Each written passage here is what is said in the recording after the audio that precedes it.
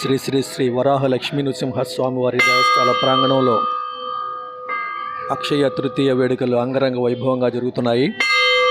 భారతదేశం అంతటా హిందువులు జైనులు జరుపుకునేటువంటి పండుగ అక్షయ తృతీయ అని వసంత ఋతువులో ఇది అక్షయ తృతీయ అనేది వసంత ఋతువులో వస్తుంది. ఈ ఏడాది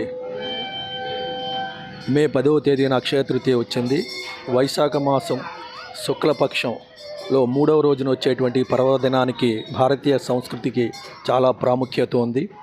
ఈ పండుగ సిరి సంపదలతో పాటు తరగని సంతోషాన్ని పుణ్యాన్ని అందిస్తుందని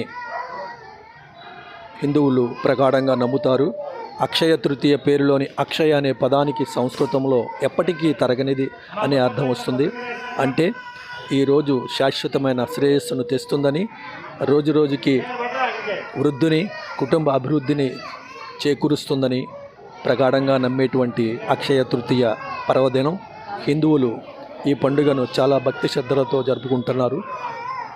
రాజమహేంద్రవరంలో ఉన్నటువంటి వరాహ లక్ష్మీ నృసింహస్వామి వారి క్షేత్రంలో ఈ అక్షయ తృతీయ అద్భుతమైనటువంటి సన్నివేశాన్ని తిలకించే భక్తులకు ఈ యొక్క కార్యక్రమాన్ని అందిస్తున్నాను.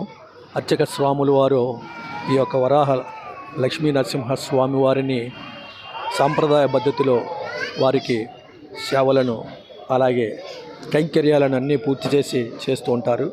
ఇందులో భాగంగా సాంస్కృతిక కార్యక్రమాన్ని వివరిస్తాను.